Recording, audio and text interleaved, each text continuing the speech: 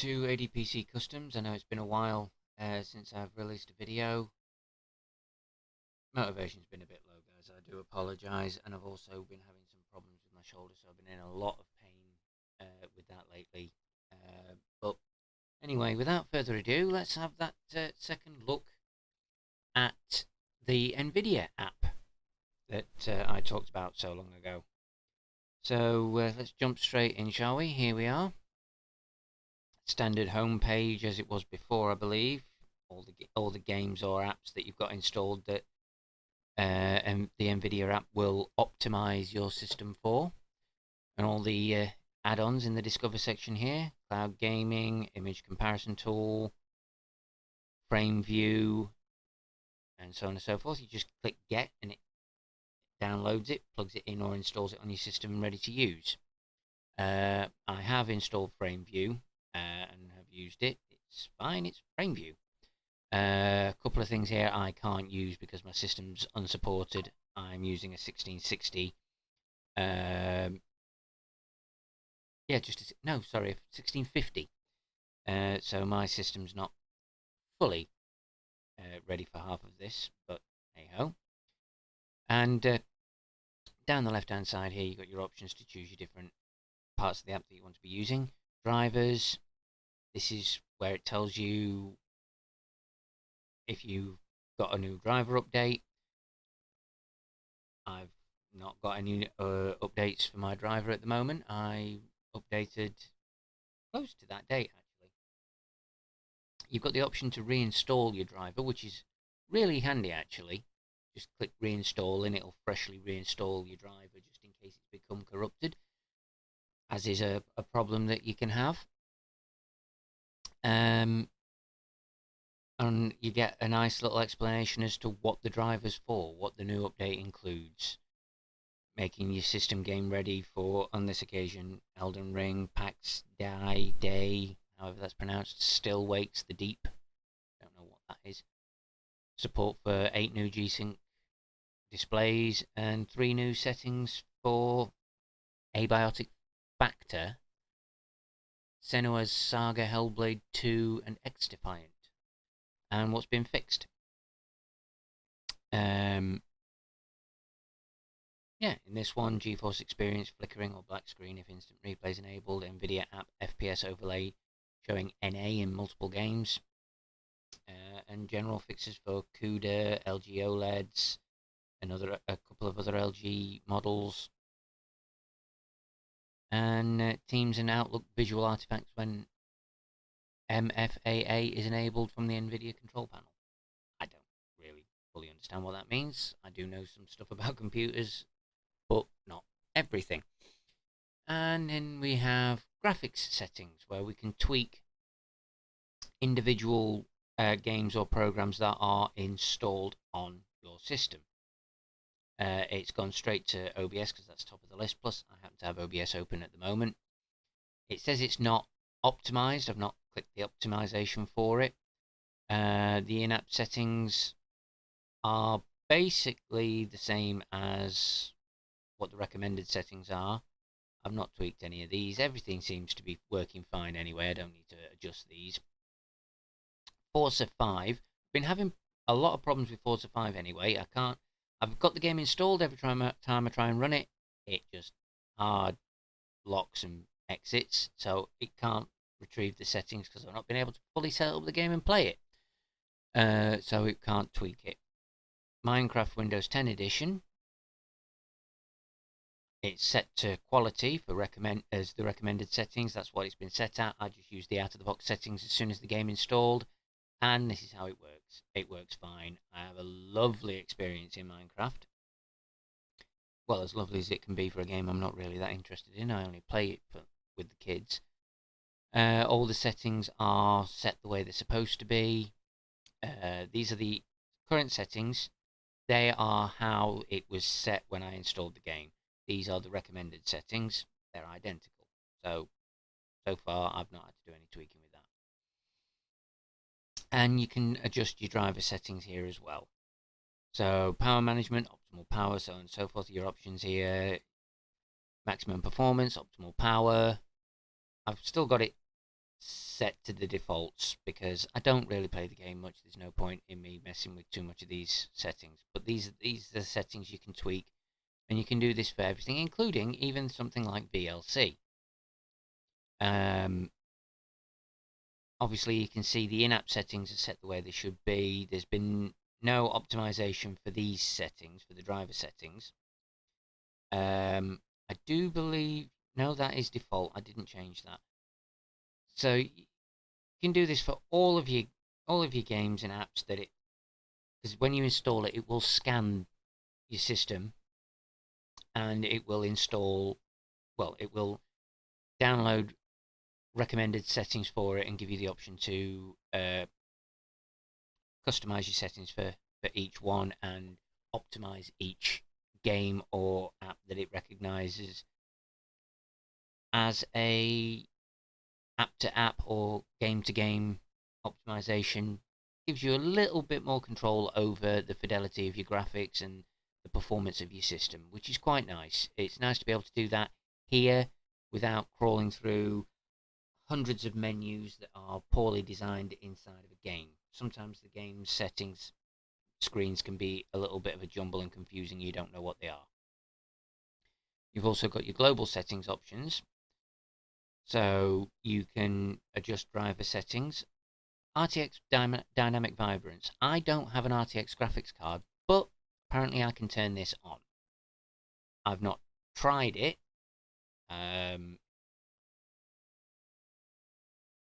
Okay, it's on. I don't see any difference on anything. Let's just minimize to my desktop. Is that any brighter? Any better? Let's turn it off by default again. Minimize. No, there's no difference. There's no apply button or anything, so I don't know if it does it straight away or if you have to close the app to apply the settings. You can change your CUDA GPU, your DSR factors, you can adjust those, legacy scaling and smoothness, image scaling, also on or off, and your render resolution, your sharpening percentages, low latency mode. You've got 3 options for that. Off, on, and ultra. Fine. You can cap your frame rate on and anywhere from, well, let's just have a quick look. It's currently set to 58 FPS if it's enabled. What's its maximum? 1000. So you're all right with any modern CPU. Let's get that back to 58 because my OCD will go crazy if I don't. Cancel. Right. Vertical sync. You can use your 3D application setting on, off, fast, adaptive half refresh rate. Shader cache size. You can adjust that or leave it at the driver default. Optimal power for power management. You can change that for maximum performance, or you can have it so it's adaptive. VR variable, excuse me, virtual reality variable refresh rate super sampling, or variable rate super sampling, sorry, on, always on or off, or adaptive. Again, that's quite nice. And here we have system. This gives you a quick overview of, as it puts it here, your rig. Tells you what you're running. I have, as you can see, I'm still running Windows 10. My system is not capable of running Windows 11 apparently, and I think Microsoft need to relax that a little bit, otherwise nobody is going to adopt Windows 11. At the moment, more people are installing Windows 10 than are installing Windows 11. And Windows 11 is the current version, and they're around the corner, they're trying to push out Windows 12. Not really going to work, is it, Microsoft? Anyway, shows what my graphics card is, what driver I've got installed, what my display resolution and refresh rate is, what my CPU is, what RAM I've got installed, or at least the amount, and my storage, and gives you access to the NVIDIA control panel. Just click open here and it will open the standard NVIDIA control panel that everybody's already used to. Very slowly on my system. I've got a funny feeling I've got a little bit of lag because of what I'm doing. Here we go. Your standard NVIDIA control panel that most people are familiar with. I do recommend, unless you have a little bit of an idea of what you're doing with this, don't mess with too many of the settings unless you have looked into it and you know what you're looking for. As you can see, I'm running a fairly, well, as far as I'm aware, the most up-to-date version of Windows 10 Pro. I have an NVIDIA GeForce GTX 1650 with the current driver from June 4th. My display is a 1920 by 1080 at 144 Hz. Lovely monitor. I don't really care about 4K or 1440p. It's not 1440p, clearly. I'm running an i7 3770K at 3.5 gigahertz. It is not overclocked. I am not messing around with that. I'm running an air cooler. I get plenty of performance for what I do. I don't need anything more powerful than that. I could run Starfield. I can run Minecraft. I can run Mortal Kombat. I can run Forza 4. I can run the games that I want to play. No problem. And I have 4 hard drives installed, which is neither here nor there to the most of you. And they are hard drives. Yes, I'm still using Spinning Rust. And here's an option to enter coupon codes to redeem rewards and so on and so forth. I have none. And here we have settings. So we have, in the settings section, we have the features, the notifications, and about the app. Obviously, that'll tell you your version number. You've got your choices here for enabling the NVIDIA overlay, game filters for photo mode, options for downloading drivers, automatically download the drivers and let me choose when to install or not. Games and apps, it'll scan. You've got the option to tell it to scan your system again if you've just installed a new game or app that you want it to check.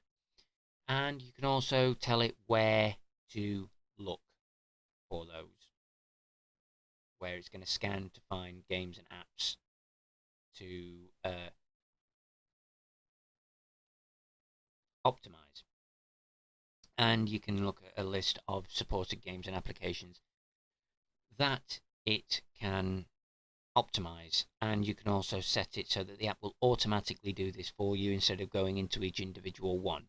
Obviously, you can disable this and customize the setup for each individual game yourself, either through this app or through the game itself or at the driver level. And in the notifications, you can receive notifications in your little notification zone down here telling you about driver updates and new rewards. You've got options for managing those settings. And in the About section, tells you what version of the app it is. Opt in to receive early builds. I did that because I wanted to basically be kind of like a beta tester, so I could possibly bring new information to you guys without you guys having to possibly ruin your systems. Privacy settings, you can opt in for your configuration, performance, and usage data so they can figure all this out. Error and crash data, so that'll send you logs. Read the policies, the privacy policy, and go to the privacy portal, highlights of the release, so on and so forth. Now, in here, last time I accessed this app, there was an overclock I was able to apply. It gave performance. Here we go. In system, you've got your overview, and then you've got your performance. I missed that before. And it gives you the stats of your card as it's running. Now, you click here, and it will do an automatic tuner. It'll find the best settings for your GPU, and it'll keep checking for them and updating it, and apply any overclocks or tweaks to your GPU settings to give you the best possible performance from it, which is quite nice. I do have what is it? MSI Afterburner. I have been using that in the past to tweak my settings and try and get an overclock. This seems to do the exact same thing, but it's in your NVIDIA settings. So NVIDIA are now doing this instead of just saying, oh no, you can't You can't mess with our cards. It's given me a 117 megahertz boost on the GPU and 200 megahertz on my VRAM. That was last updated 16 days ago. It'll do that again and try and find better clocks. As you can see at the moment, my GPU is idling below the 1000 megahertz, pulling 21 watts at 38 degrees. Voltage is jumping up and down to half a volt to just over a volt. My VRAM clock is at 5000 megahertz, going up and down as I'm doing things. Utilization is normal, and so on and so forth. And apparently I do have a zero spin fan mode. I don't think so. I think it's working. I think the fan's spinning, it's just not picking up on it. So you have got the option for that, and you've got your restore, so you can go back to your factory settings on your GPU. I think this is quite nice, and you can set limits, increase all of this. You do have the option to restore, so restore that back to what it was. You can change the power percentage, the temperature target. You can adjust your fan speed to automatic or manual. When you set it to manual, you can crank it all the way up to 100%. That's my fans just kicked in. I can hear it. Still not picking up the fan speed on here, but it is spinning. Drop it back down again to that. We'll put it back onto automatic. So there you go, just a quick overview of how the app's looking now and how it works. I have noticed some improvements on certain games with the performance tuning that is now available in the NVIDIA app. Obviously, you've still got your NVIDIA control panel, which is separate. I'm not sure if they're going to integrate that into the NVIDIA app in the future. Try not to bang things too much. But obviously, they are updating the app. They have added some tweaks. The UI's basically the same. There's maybe a few more options. It's not a bad little app. As I say, I haven't gone in and adjusted individual settings for individual apps to optimize it. I don't really necessarily feel the need. I have been tempted to. I might, on a game that I don't play too often, do a screenshot of the pre-optimization settings and the post-optimization settings and see what it says, and see if I do notice a difference. Let me know if you'd like to see me do a comparison video on that. Play the game with the settings as they are out of the box, without any tweaks, because I don't tend to adjust the settings very much. I let the game optimize itself, and I don't really apply massive overclocks to my system. I don't expect that much from it. But let me know if you'd like to see me do a video where I play through one of through one of my games with the standard game settings, the recommended settings that the game offers up when you first install it, and then with the NVIDIA app optimizing that game, and see if there's any differences. We'll try and get FrameView up and running and try and see if there's an uplift in FPS, and see if it takes any kind of a performance hit, see if it improves anything, see if I get worse graphics, better graphics, see if I'm not pushing my graphics card enough, and see if I can get better graphics without having to worry too much about the performance, because the card is actually better than I thought. Although it is a pretty good card, to be fair. Like I say, I've not done a video for a while, so I thought I'd hop on and do this, and let me know if you'd like to see that comparison video with the optimization from the NVIDIA app, and any other videos you'd like to see me do. I have been working on an iPhone video. I've been trying to script a video. I don't do scripting. It's terrible. But I've been trying to script an iPhone video where I talk about the iPhone that I recently acquired, because I've always been an Android guy. And that one's kicking my ass. It really is. I cannot get that one right. So I might just do a short talking head video where I just say, yeah, I've got an iPhone now, and yeah, it's all right. It's a phone, really. I don't know, but we'll see how that goes. But let me know what you think. Um, Give me your opinion on the NVIDIA app. Are you using it? Do you like it? Do you wish they'd just stick to how they did it before? Are you happy to see that they are now adding in a little bit of overclocking ability into the app so that if you are someone who likes to use the NVIDIA software to manage your system and manage your graphics card, are you happy now you don't need a second piece of software to do your overclocking? Let me know what you think. Let me know your experiences with the app and how you feel it is shaping up. I personally think it's pretty good. It's no longer in beta. It's running. It works. It works. I'm opting in for early access to early builds, but everyone doesn't have to do that, obviously. So let me know what you think. Let me know if you'd like me to do that comparison video. Let me know if you'd like me to go a little bit deeper into this app, what certain add-ons do, how certain settings work, and I will do my research and try and let you know. So, until the next time, I will see you in the next one.